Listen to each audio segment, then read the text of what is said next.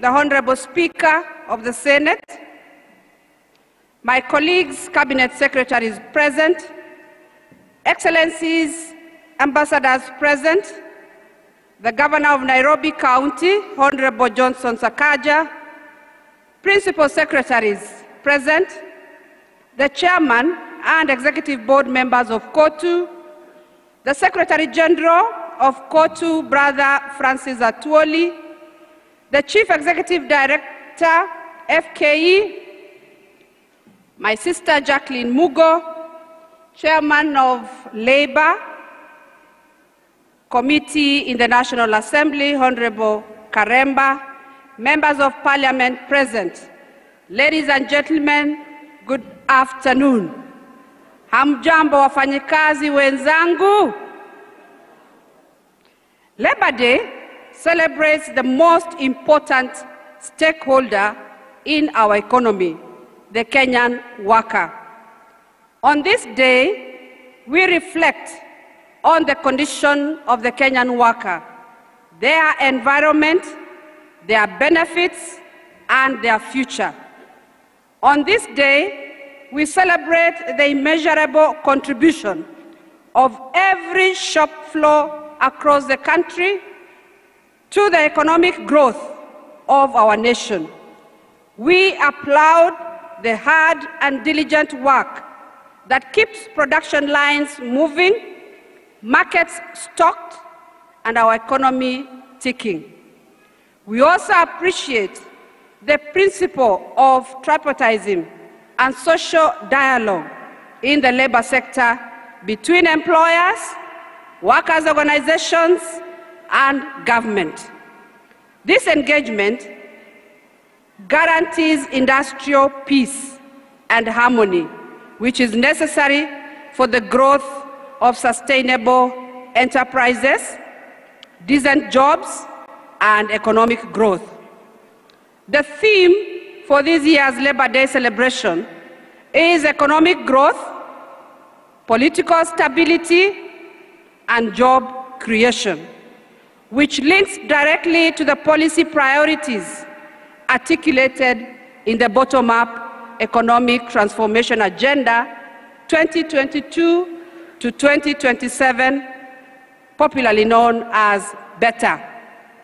This year's theme underscores the yearning for a stronger economy and the realization that a stable political environment is necessary to attain economic growth. Decent work is a fundamental right for all workers in Kenya. And by that, we mean that work has the following attributes: safe working conditions, fair wages, and access to social protection.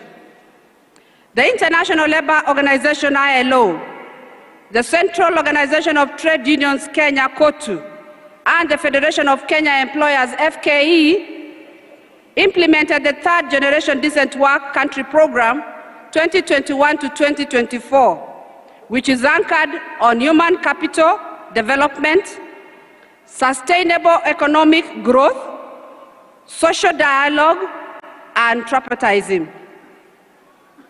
Through our various technical departments and semi-autonomous agencies, we have aligned our activities and programs to help achieve decent work opportunities for all, and also ensured that the marginalized groups are empowered to participate meaningfully and productively in economic development.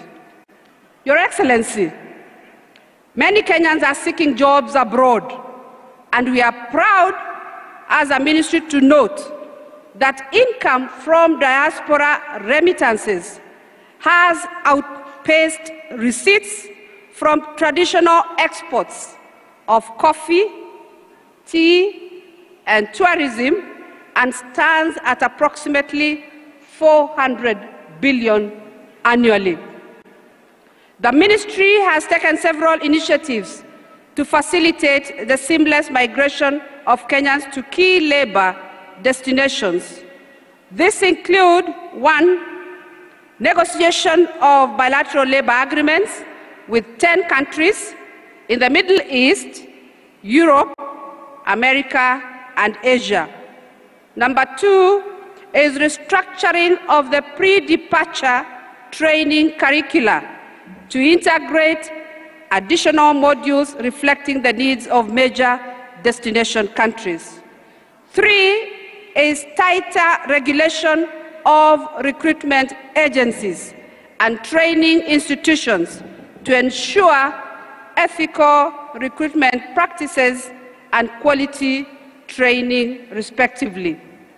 Number 4 is strengthening coordination mechanisms among ministries, departments, and agencies engaged in labor migration value chain. And finally, the review of laws and policies to align them with emerging labor migration priorities. Your Excellency, we have deployed the inspection mandate of the Ministry to ensure workers' rights to decent wages, safe and healthy working environments are realized. We have recorded 9,600 labor and 15,000 safety and health workplace inspections from 1st April 2022 to 31st March 2023. Further, the Department of Labor successfully mediated 16,240 labor disputes from 1st of April 2022 to 31st March 2023, resulting into payments of 82,918,457 directly to the claimants. Despite this good work, the country continues to experience a spate of industrial action in a number of sectors, particularly in the public sector, and many economic disputes still continue to find their way into the labor courts. Your Excellency, over time we have noted that a significant percentage of the disputes relate to disagreements between workers and employers on the rate of compensation and remuneration that workers should receive for work done.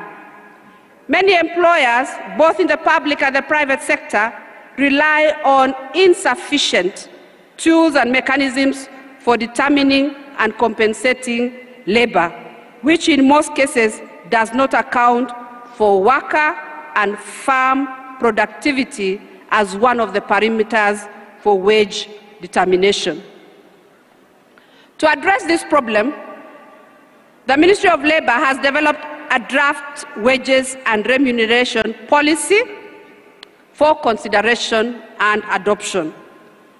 This policy champions a fair, equitable, and dynamic mechanism for determination and compensation of wages to all workers in the country that takes into account all necessary parameters, including productivity indices.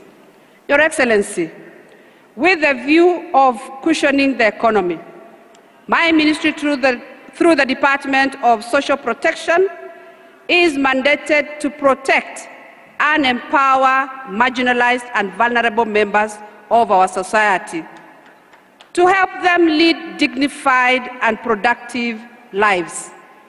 The department continues to implement various social assistance programs in the forms of cash transfer targeting the orphans, the vulnerable children, the older persons, persons with disability, and the Inua Jamii program.